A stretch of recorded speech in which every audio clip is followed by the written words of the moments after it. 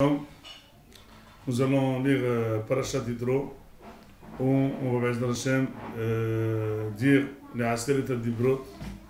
Vous savez que les 10 commandements, c'est les 10 essentiels mitzvot de présentation devant tout le monde que tout Am Israël a reçu, Anashim, Venashim, Betaf.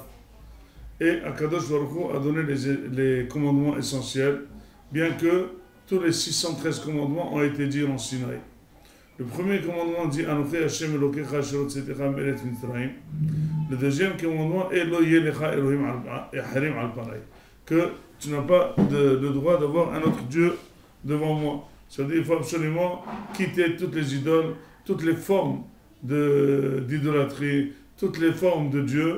Il faut tout abolir et aimer que Dieu unique. C'est ça la paracha. Et après, Akadosh Baruch Hu demande qu'il faut être mechabed aviv et imo, il faut surveiller Shabbat, etc., etc. À la fin de la paracha, c'est marqué Vayomer Hashem Moshe Ko tomar el bnei Israël. Atem reitem ki min hashamayim dibarti imachem. Vous avez vu que je vous ai parlé du ciel. Lo ta'asun iti Elohei chesed ve'Elohei zahav, lo ta'asun lachem. Ne faites pas avec moi ni Elohei chesed ni Elohei zahav. Demandez mes farshim. Pourquoi ce commandement serait-il répété de ne pas faire avec moi Elohei Chesed Elohei Zahav? Ce commandement a été très bien cité. Et si jamais le pasuk devait réitérer les 10 commandements, il devait les reprendre les 10. Pourquoi a-t-il repris que ce commandement de Elohei Chesed Elohei Zahav, alors que c'est le deuxième commandement? Il est fondamental. L'idolâtrie est un des premiers principes, comme écrit le Rambam, que le principe le fondement du judaïsme, c'est Dieu unique et ne avoir aucune émona, aucune croyance dans aucun Dieu, dans aucune idolâtrie. Donc pourquoi le pasuk répète Lo ta'asun iti Elohei chesed ve'Elohei zahav? Disent les Mefarshim que finalement Akadosh Baruch Hu a dit à Am Israël de ne pas avoir un autre Dieu, certes, mais seulement la personne peut avoir un Dieu comme Akadosh Baruch Hu, servir Akadosh Baruch Hu, mais avoir en concomitance un autre Dieu qui s'appelle Elohei Chesed ve'Elohei Zahav.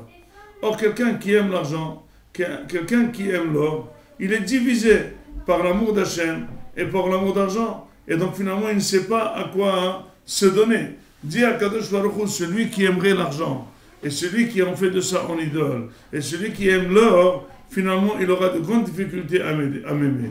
Il aura de grandes difficultés à me croire. Parce que quand les deux travaux vont être sur le même piédestal, et la personne devrait choisir entre Emunah B'Hashem ou Emunah B'Kesef, la personne, elle est très attirée avec l'argent. Et c'est pour ça que c'est marqué Lo ta'asun iti Elohei chesed ve'Elohei zahav. Quand on est avec Hachem, il ne faut pas du tout aimer ni l'argent ni l'or, et c'est ça qui va développer l'amour d'Hachem. C'est ce qu'on dit dans Tehillim. On dit Atzabehem, Kesef et Zahav, Maase Yedei Adam. Que les gens, ils ont des Atzabim, ils ont les nerfs, ils ont des angoisses. Mais pourquoi? Parce qu'ils disent que Kesef et Zahav, c'est Maase Yedei Adam. Non! Kesef et Zahav, c'est Me'akadosh Baruch Hu. Li ha-Kesef, veli ha-Zahav, Amar Hashem Tzevakot. Celui qui croit ça, il est toujours à la gloire. Comment on va savoir si la personne, elle aime Hashem, elle travaille, elle est dans l'Avodat Hashem comme il faut, que si jamais on voit que quand il y a un choix entre Avodat Hashem, entre une tefila, entre une tzedaka et l'argent, il préfère Avodat Hashem. Et chaque fois que la personne fait ce choix, chaque fois que la personne réussit cet examen, alors Akadosh Baruch Hu lui donne la bracha bekiflei kiflaim, et c'est ça exactement pourquoi Akadosh Baruch Hu a répété Lo ta'asun iti Elohei chesed. C'est-à-dire même si c'est avec moi, je ne veux pas de shutaf, je ne veux pas d'associer ni Elohei chesed ni Elohei zahav, Lo ta'asun lachem.